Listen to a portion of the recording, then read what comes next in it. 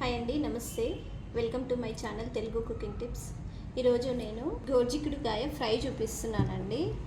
దీనికోసం నేను 250 గ్రామ్స్ అంటే పావు కేజీ గోరుచిక్కుడుకాయ తీసుకున్నాను. గోరుచిక్కుడుకాయను ఇలా చిన్న ముక్కలుగా కట్ చేసేసుకున్నానండి. కట్ చేసేసుకొని దీన్ని వాటర్లో మంచిగా కడిగేసి పెట్టుకున్నాను. స్టవ్ ఆన్ చేసేసుకొని డిష్ పెట్టుకున్నాను. ఇప్పుడు ఒక స్పూన్ ఆయిల్ తీసుకుంటున్నాను. మీరు సరిపడేంత ఆయిల్ తీసుకోండి.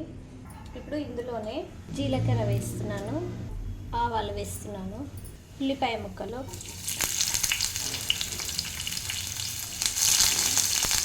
ఇప్పుడు ఇందులోనే నేను పచ్చిమిర్చి వేస్తున్నాను. గోరుచిక్కుడుకాయ ఫ్రైకి పచ్చిమిర్చి చాలా బాగుంటుంది, అందుకనే నేను సన్నగా తరిగి పెట్టుకున్నానండి పచ్చిమిర్చి.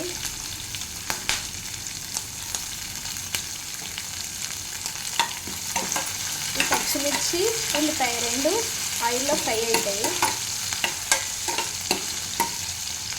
ఇప్పుడు ఇందులోనే కరివేపాకు వేసుకుంటున్నాను. ఇప్పుడు ఆనియన్స్ పచ్చిమిర్చి ఫ్రై అయింది కదండి.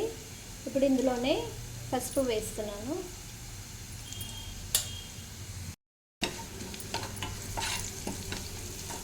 ఇప్పుడు ఇందులోనే కట్ చేసి పెట్టుకున్న గోరుచిక్కుడుకాయ వేసుకోవాలి.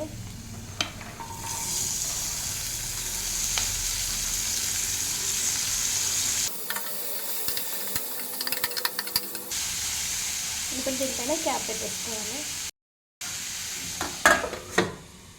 మధ్య మధ్యలో కలుపుతూ ఉండాలండి, లేదంటే మాడుతుంది.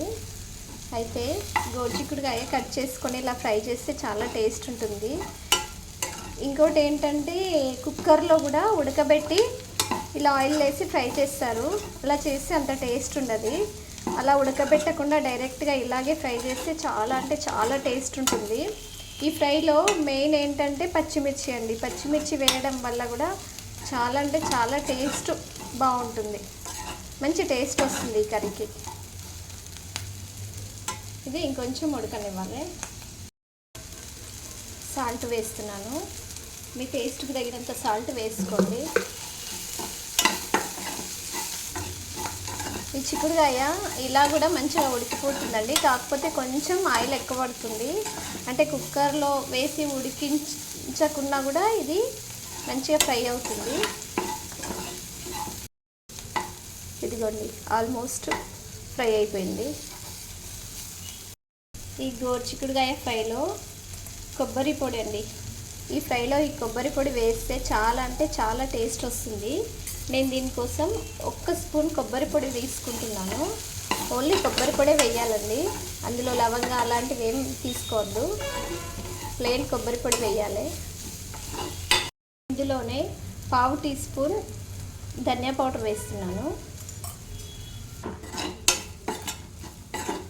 కర్రీ అయిపోయిందండి.